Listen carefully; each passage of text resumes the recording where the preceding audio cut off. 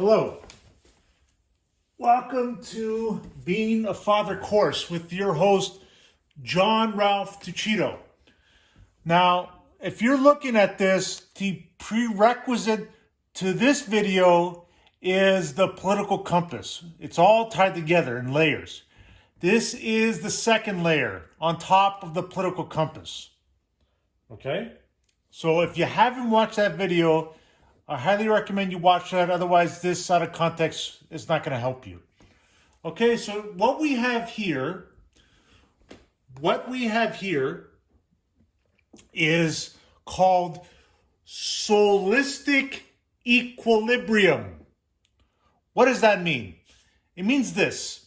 So we all have beliefs, okay? On top of our politics, we have beliefs, whether that's in a higher power or within a doctrine, within some sort of field of study.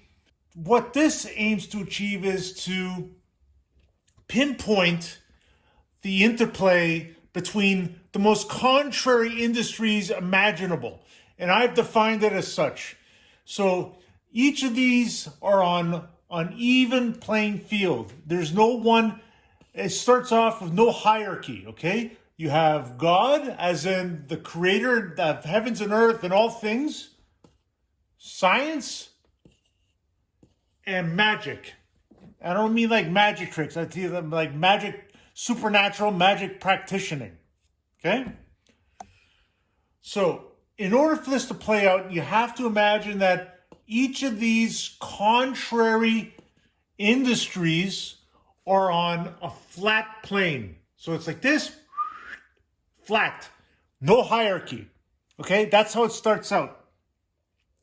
Okay, so you have here within this triangle, it shows the trajectory of the hypnosis. Okay, so it goes like this, it could be like this, like this, like this, like this, like this, like this, like this. So when that hypnosis, okay, as far as I'm concerned, there's no such thing as autonomy, free will, nothing.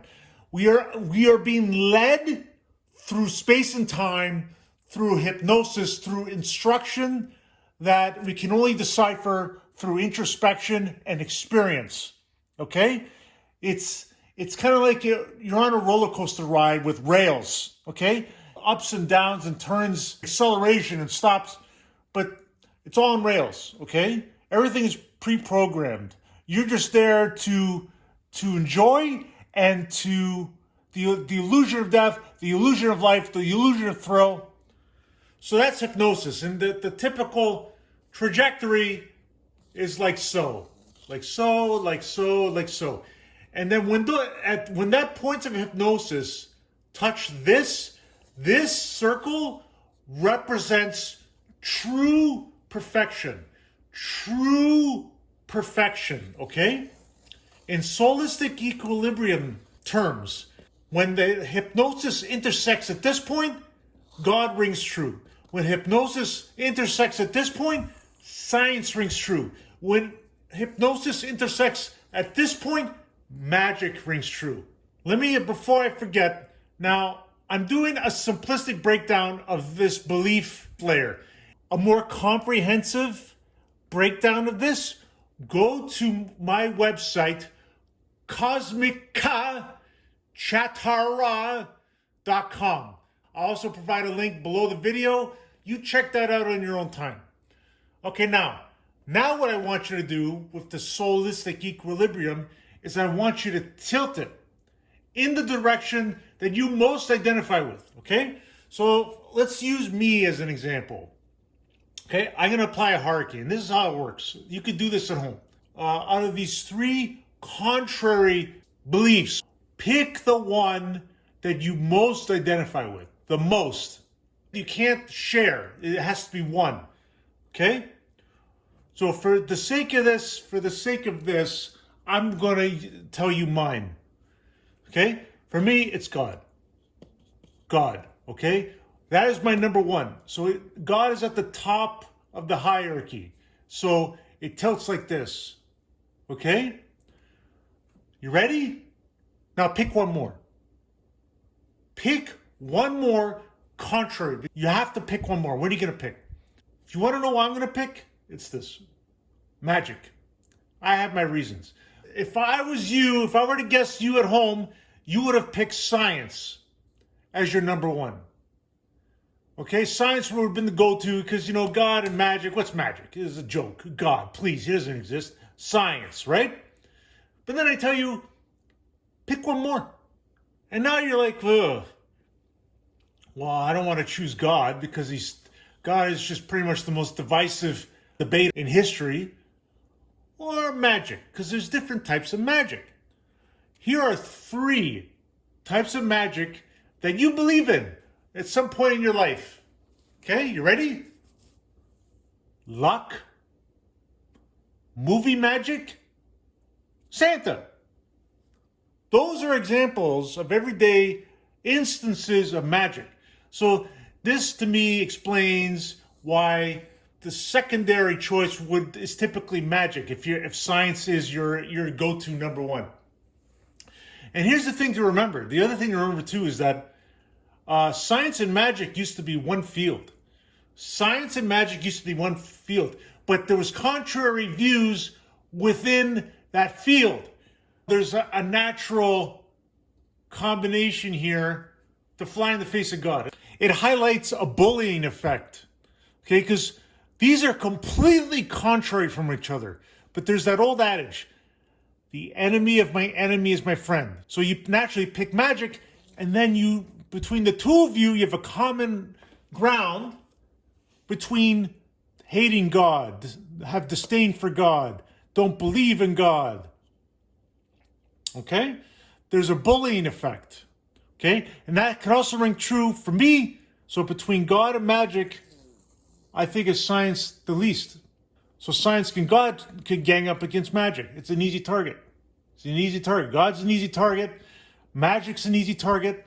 And science can be an easy target when you think about political interference, whether that's through ideology, through the scientists themselves, or who funds the research. If they color outside the lines because the science dictates something contrary to what finances their jobs, their work, their livelihoods, they have to make a choice. Do they risk getting fired? Do they risk getting the loss of funding? Or do they kowtow to the people that have their own interests in steering the science?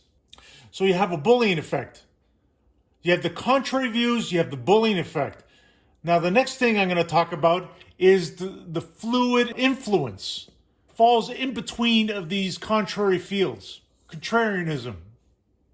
Okay? That's something they have in common. It's what they all have in common. Contrarianism, right? What else do they have in common? Cult. Okay? Science can see God and magic as a cult. Magic can see God and science as just straight up contrarianism. Okay? And then between God, science and magic, God could see this perfectionism. Perfection, not perfection, perfectionism. Especially so because this used to be one field. So they always have that in common. Okay, so, you could connect the dots between perfectionism, cult, and contrarianism. Science can be a cult, God can be a cult, magic can be a cult.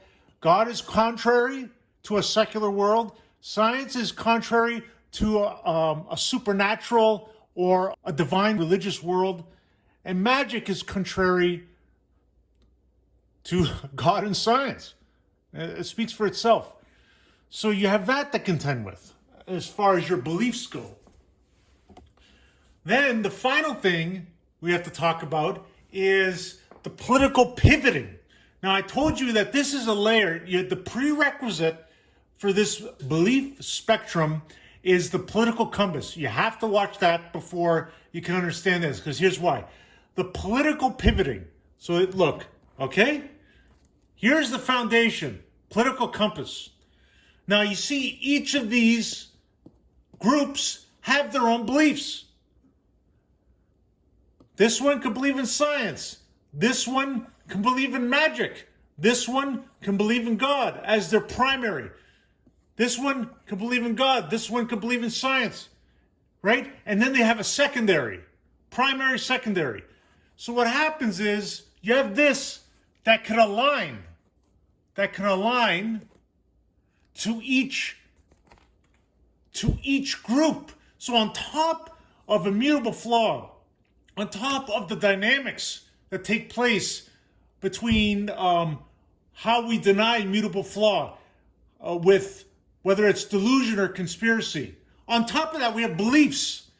So for example, left would be science, right? Libtards, magic. Right, God. So on top of that, that's influencing the hypnosis between this layer and this layer, between the immutable flaw, how we accept and deny it. To watch the political compass to make sense of what this is. Once again, I will put the link up again. It's cosmicchatter.com.